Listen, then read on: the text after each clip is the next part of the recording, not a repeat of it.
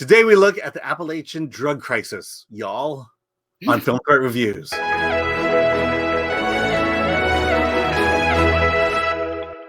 Alan Ng, I was Zorianna Kit, and today we review Hillbilly Elegy. A former Marine from Southern Ohio and a current Yale student is on the verge of landing the dream career, but a family crisis forces him to return to his complex family dynamic of his Appalachian family. I don't know how to say it. Be sure to like, subscribe, comment below.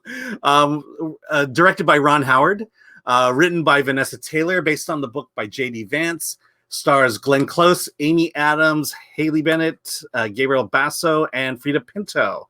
So this is another movie where like I said, I don't go into these movies knowing anything. I do zero research. So I just walked in the theater and watched it.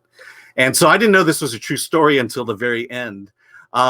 And then, I've been hearing rumblings about it. There's a little bit of controversy surrounding the book and the movie.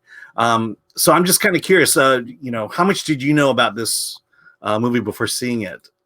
I didn't know much. I knew that it was based on a true story and it was based on a book. But other than that, I dove into it. Being a Canadian, American culture has always fascinated me because different parts of America are just so different night and day. So the Appalachian world is a world that I just have never seen with my eyes. I've only seen it portrayed in film. And so this whole middle America, the ones that they say, the Trump supporters or the ones that voted for Trump from this area, that was just, it was fascinating for me to get a peek behind the curtain of this group of people. Whether or not that representation is accurate or not, I don't know. I can't tell. No one's telling me. But it. I'll just jump in and say, I'm not. I'm a West Coaster. I've lived all my life in LA, and so anything that I know of the South, the Rust Belt here, the Appalachians, that's I get it all through television and movies as well. And I've seen a lot of movies about the drug crisis that goes on. That's been going on in that region of the world, and quite frankly, it happens in our inner cities. It's just as bad there as well. And to me, it was kind of eye-opening. I knew things were bad, and I think what I liked about this story is just one of hope in a time when things seem truly hopeless. Well, and that's the thing that Ron Howard is always so good about doing. He does have that perpetual Opie goodness of wanting to believe that hope and goodness will triumph over everything else. The thing is that I don't know if the timing of this movie makes it appropriate anymore.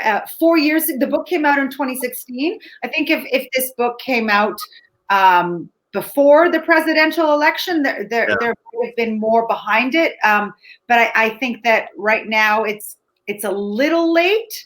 That's not to say that there's not a lot to glean from addiction, because the primary thing about the story is addiction and how it impacts a family.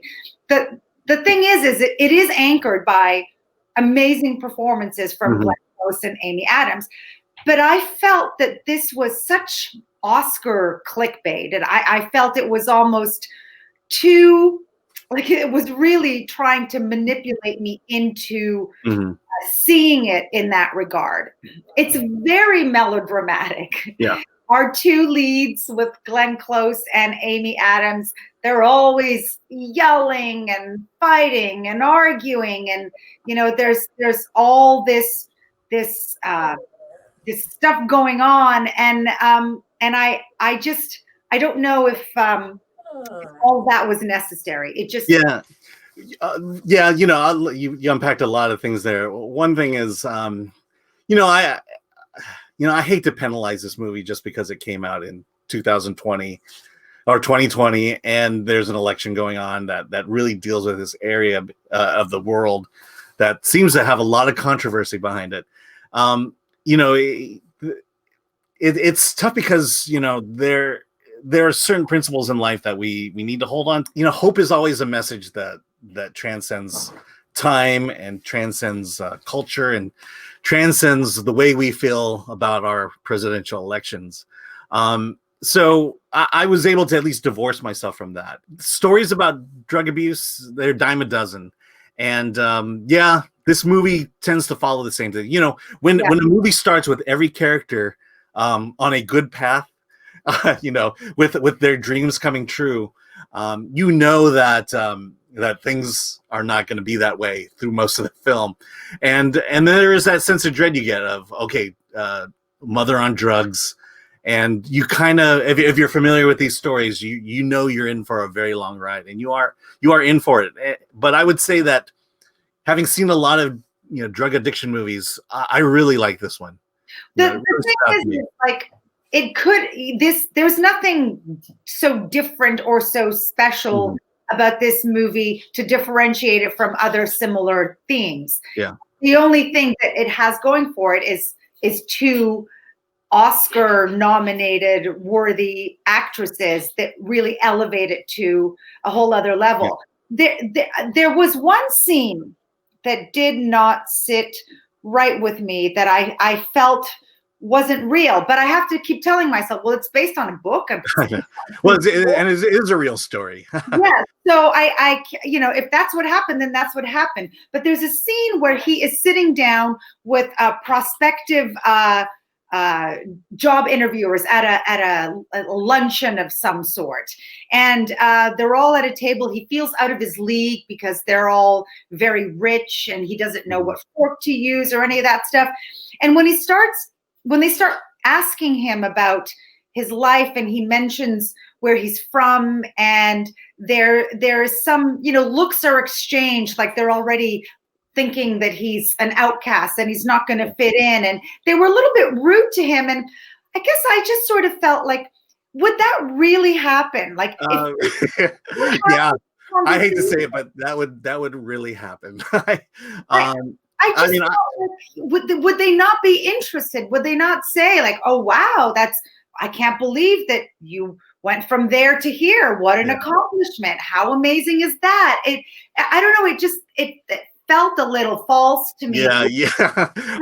All I can say, I've been in situations like that, and that's happened. I'm not, you know, I'm not a redneck, but I am Asian, and you know, it's that thing where, you know, people are trying to be warm and connect with you, but they do it in a way that they're not quite putting themselves in your shoes and thinking about, well, how exactly would this come across? But you know, I would say they're well-meaning. I guess it's just my own mindset. I mean, no, absolutely. I mean, I wouldn't do that, but people do that. Well, then he's clearly surrounded by a bunch of uncompassionate, rude white people, and for him to want to be in that world and navigate through that world is just going to be hard. And the thing is he's white. He's not even a person of color.